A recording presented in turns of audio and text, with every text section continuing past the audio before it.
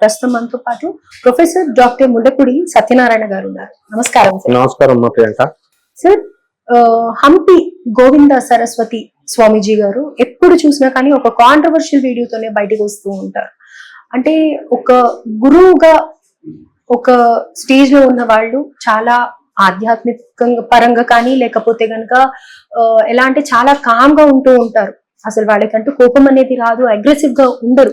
కానీ ఈయన ఏ వీడియోలో చూసినా కాంట్రవర్షియల్ టాపిక్స్ మీదని మాట్లాడుతూ ఉంటారు, చాలా అగ్రెసివ్ గా ఉంటూ ఉంటారు, హైపర్ అయిపోతూ ఉంటారు. ఏదైనా మాట్లాడితే ఆయన చెప్పేది కరెక్టే ఉండొచ్చేమో కానీ ఆయన మాట్లాడే విధానం ఎందుకో కొంచెం హర్టింగ్ గా ఉంటూ ఉంటాయి. ఇదే విధంగా రీసెంట్ గా ఒక 2-3 రోజుల నుంచి ఆయన కొన్ని ఊర్లు తిరిగి ప్రవచనాలు ఇవ్వడం గురించో దీని గురించో ట్రావెల్ చేస్తూ ఉన్నారు. ఆ క్రమంలో మన భారతీ తీర్థ స్వామీజీ గురించి, కొన్ని విధుశేఖర సరస్వతి స్వామీజీ గురించి కూడా కొన్ని హర్ట్ అయ్యేలాగా మాట్లాడడం జరిగింది.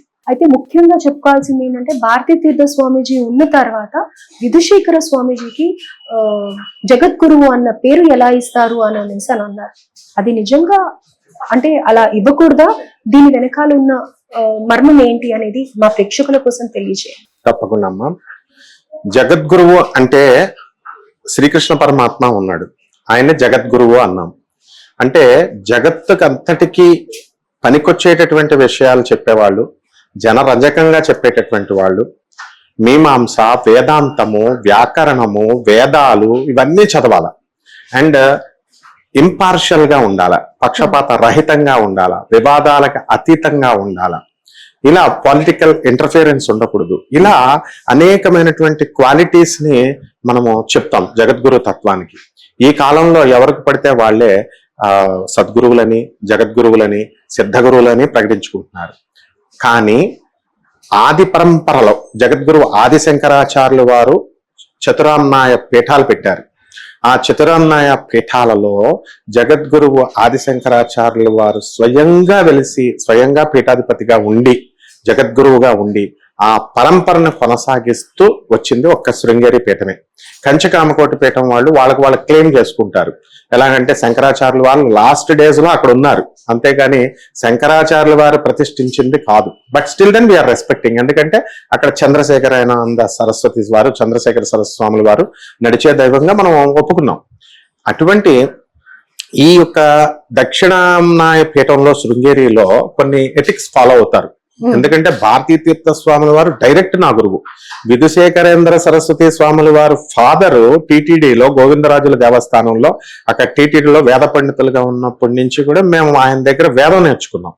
కాబట్టి ఇటు అటు రెండు వైపుల నుంచి కూడా I was connected with Bharati Tirtha Swami వారు అండ్ విధుశేఖరేంద్ర సరస్వతి స్వాముల వారు. మరి ఇక్కడ ఈ జగద్గురువు అనేటటువంటిది ఒకళ్ళు ఉండగా ఇంకొకరిని తదనంతరం ఇవ్వకూడదు అని చెప్తున్నాడంటే, గోవిందానంద సరస్వతి స్వాముల వారికి హంపి పీఠాధిపతి అని అంటున్నారు కదా, ఆయనకి ఏమీ తెలియదనే అర్థం. కారణం ఏంటంటే శ్రీకృష్ణ పరమాత్మ ఉండగానే అనేక మంది, ఇప్పుడు విష్ణుమూర్తి అవతారాలు ఎలా ఉంటాయంటే శ్రీ మహావిష్ణు అవతారాలు, శ్రీరాముడు ఆయన అవతరించాడు. అదే సమయంలో పరశురాముడు కూడా అవతరించాడు. పరశురాముడు కాంటెంపరీస్ అంటాం వాళ్ళని. షిరిడి సాయినాథుడు ఉన్నప్పుడే మాణిక్ మహారాజు కూడా ఉన్నాడు ఆ దత్త అవతారాలలో. మరి షిరిడి సాయిబాబా వచ్చారు, మాణిక్ మహారాజ్ దగ్గర కలుసుకున్నారు. రామకృష్ణ పరమహంస, వీళ్ళంతా కాంటెంపరీస్, వీళ్ళంతా కూడా జగద్గురువులే కానీ సద్గురువులే.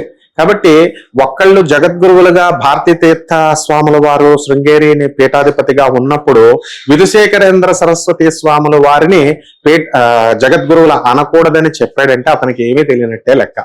బికాస్ విధుశేఖరేంద్ర సరస్వతి స్వాముల వారిని స్క్రీనింగ్ చేసి, మా కళ్ళ ముందు స్క్రీనింగ్ చేసి ఎంతో మంది మేమంతా కలిసి చదువుతున్నప్పుడు భారతీ తీర్థ స్వాముల వారు నిస్వార్థంగా, తర్వాత దిట్ట ఆయన విధుశేఖరేంద్ర సరస్వతి అంటే వేదాలలో దిట్ట, భారతీ తీర్థ అంటే ఇప్పుడున్నటువంటి మొత్తం ఏ స్వామీజీని తీసుకో, ఏ పీఠాలు తీసుకో, శృంగేరి కాకుండా శంకరాచార్యులు వారు ప్రతిష్ఠించినటువంటి చతురామ్నాయ పీఠాలలో కూడా మచ్చలేని చంద్రుడు ఎవరైనా ఉన్నారు అంటే ఆయన ఒక్క భారతీ తీర్థ స్వాముల వారే.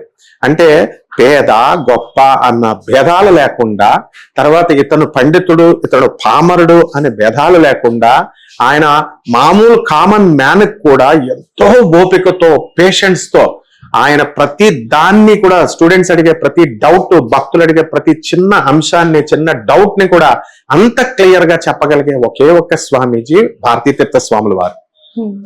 ఆయన వడపోతలో కొన్ని వందల మంది ఆ జగద్గురు పీఠం కోసం వచ్చారు.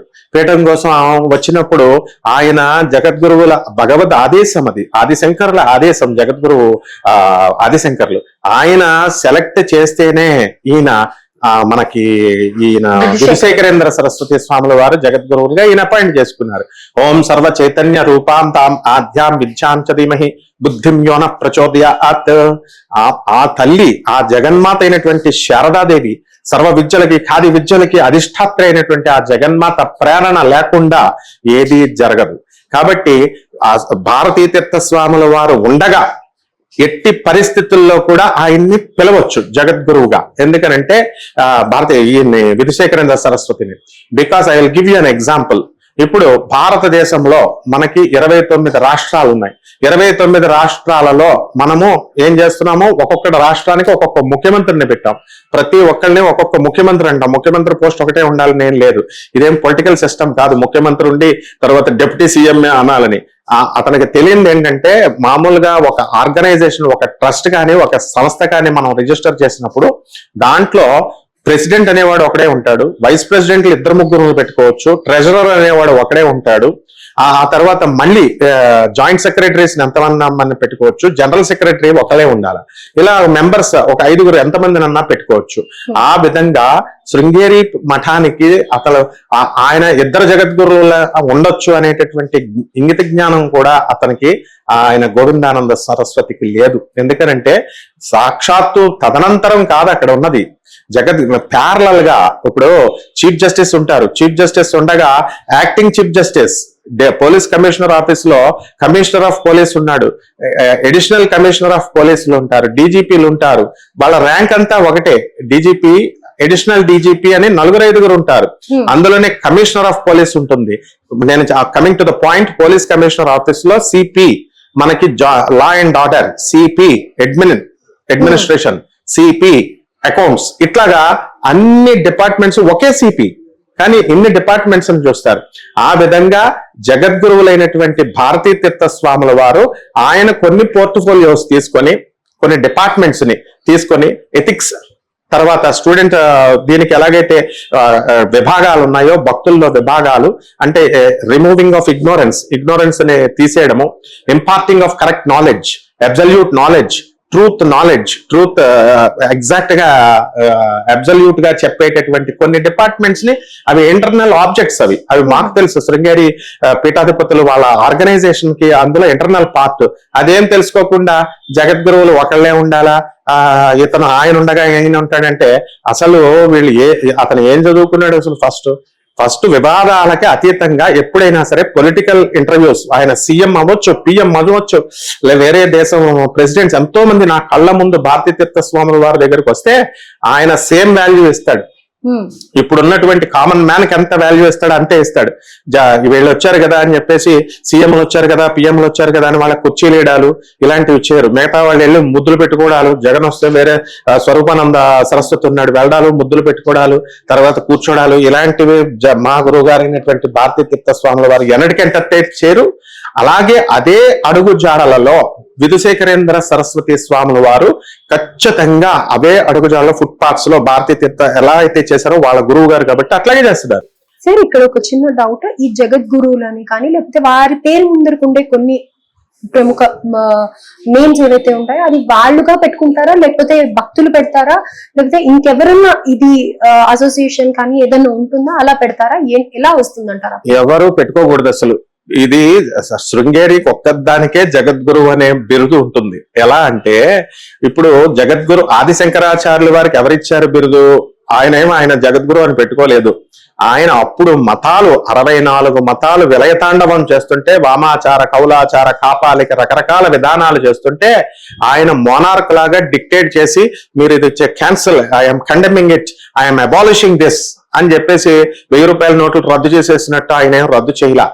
మత పెద్దల్ని, మండన మిశ్రుడిని, వాళ్ళని వీళ్ళని, ఆ కాపాలికుల గురువుల దగ్గరికి, అందరి దగ్గరికి వెళ్ళి ఇందులో ఉన్నటువంటి లోపాలనన్నీ కూడా వాళ్ళకి తెలియపరిచి, ఆ అది కూడా పర్సనల్ గా వెళ్లకుండా ఆ సోషల్ వాల్యూస్ ను పాటిస్తూ ఓన్లీ సబ్జెక్ట్ డిస్కషన్ చేసి తర్కంతో, వేదాంతంతో, మీమాంసతో డిఫీట్ చేశాడు. బుద్ధిజం మతాన్ని కూడా ఎలా డిఫీట్ చేశాడంటే, గౌతమ బుద్ధుడి మతాన్ని అప్పుడు విలయ తాండవం చేస్తోంది. ఈ మతాలు కాదు, గౌతమ బుద్ధుడి మతం చేస్తుంటే అంటే అందులో ఏంటంటే నాస్తికత్వం ఇమిడి ఉంటుందన్నమాట. సాక్షాత్తు విష్ణుమూర్తే ఆయన గౌతమ బుద్ధుడిగా అవతరించి మరి ఆయన ఈ యొక్క డైవర్షన్ అంటే కంప్లీట్ వేదిక్ రిచువల్స్ మీద కాకుండా వాళ్ళని డైవర్ట్ చేసి, ఎందుకనంటే కొంతమంది రాక్షసుల్ని, భండాసురుడు ఇలాంటి రాక్షసులందరినీ కూడా వధించేటప్పుడు వాళ్ళ భార్యలు పతివ్రతలుగా ఉన్నారు. వాళ్ళు తారకాసురుడు, తర్వాత త్రిపురాసురుడు, మెయిన్ గా త్రిపురాసురుడు భార్య బాగా పూజలు చేస్తుంటే ఆమె అపవిత్రం చేయాల, ఆమె భగ్నాన్ని, పాతివ్రత్య ధర్మాన్ని భగ్నంగా, మానసికంగా అయినా దేనో రకంగా భగ్నం చేయాలంటే అప్పుడు గౌతమ బుద్ధుడిగా అవతరించి ఈ యొక్క డాగ్మా టైప్ లో నాస్తికత్వాన్ని కొంచెం హేతుబద్ధత అనేటటువంటి పేరుతో డైవర్ట్ చేశాడు గౌతమ బుద్ధుడు. అటువంటి సందర్భంలో మళ్ళీ వేదిక్ రిచువల్స్ అంతా కూడా డిగ్రేడ్ అవుతూ కిందకి డిటీరరేట్ అవుతున్నప్పుడు మళ్ళీ తానే ఆదిశంకరుడిగా వచ్చి మళ్ళీ వాటిని నిలబెట్టాడు. కాబట్టి ఆ విధంగా గౌతమ బుద్ధ మతాన్ని జయించాడు ఆయన. ఆ విధంగా అన్ని మతాల వాళ్ళని ఏకత్రాటి మీద తీసుకొస్తే వాళ్ళందరూ తీసుకొచ్చి ఆయనే నువ్వు జగద్గురువు నాయన అని చెప్పి ఆదిశంకరాచార్యుని ఆయన పరమేశ్వర అవతారంగా వచ్చి ఇచ్చారు.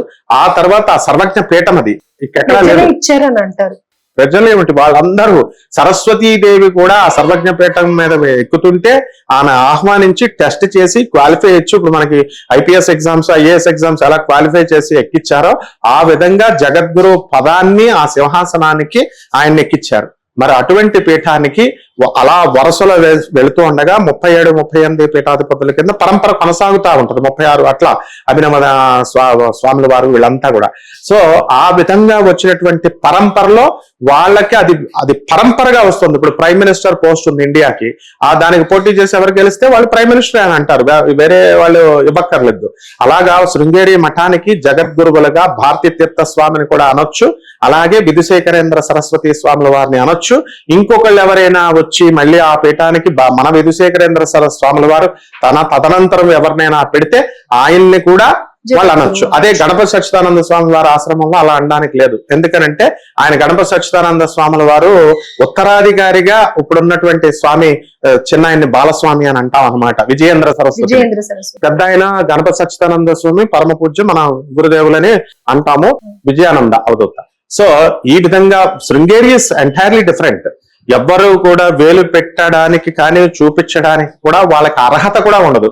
కేవలము సాధువుల డ్రెస్సులు వేసేసినంత మాత్రాన, కేవలము ఆధ్యాత్మిక మాటలు ప్రవచనాలు చెప్పినంత మాత్రాన వాళ్ళ పీఠాధిపతులు అయిపోరు. వాళ్ళు శృంగేరి ఇప్పుడు ఫస్ట్ శిష్యుడైనటువంటి సురేషాచార్యుడు, ఆయన మండన మిశ్రుడే సురేషాచార్యుడిగా వచ్చాడు. ఆయన ఆ సురేషాచార్యుల వారు బ్రహ్మదేవుడు అవతారంగా మనం ఆయన్ని కొలుస్తాం. ఆ పరంపరలో వచ్చిందే శృంగేరి. కాబట్టి ఈ విధానాల్లో వచ్చి ఆధ్యాత్మిక బోధన చేసినంత మాత్రం వాళ్ళు సాధువులుగా మనం ప్రజలు చూస్తారేమో కానీ కబీర్ దాస్ వీళ్ళంతా చెప్పారు, వేమన కూడా చెప్పాడు, సాక్షాత్తు జగద్గురు ఆదిశంకరాచార్యుల వారే చెప్తారు. కాబట్టి ఇది చాలా ఆక్షేపణీయం, చాలా బాధాకరమైన విషయం ఇది. ఆయన అట్లా అనకూడదు.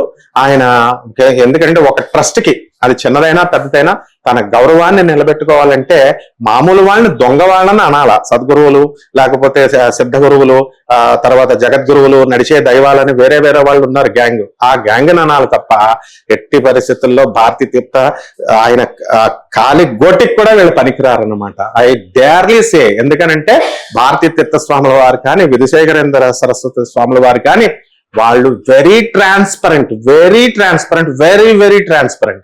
కాబట్టి ఇది వివాదం కాదు, లేకపోతే వివాదాస్పదానికి క్లారిఫికేషన్ కాదు.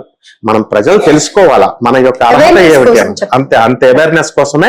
జగద్గురువులు అనేది పరంపరగా వస్తుంది తప్ప ఎవరిది వాళ్ళు పెట్టుకునేది కాదు, అది పరంపర నుంచి వచ్చేది. మిగతా వాళ్ళందరూ ఎవరికి వాళ్ళు పెట్టుకునేవన్నమాట. ఓన్లీ శృంగేరికి మాత్రము అది పరంపరగా ఆదిశంకరాచార్యుల వారి ఆదేశం, నా గురోరధికం ఇది శివ శాసనత, శివుని యొక్క శాసనంతో అది అలా పరంపరగా వస్తుంది అనమాట.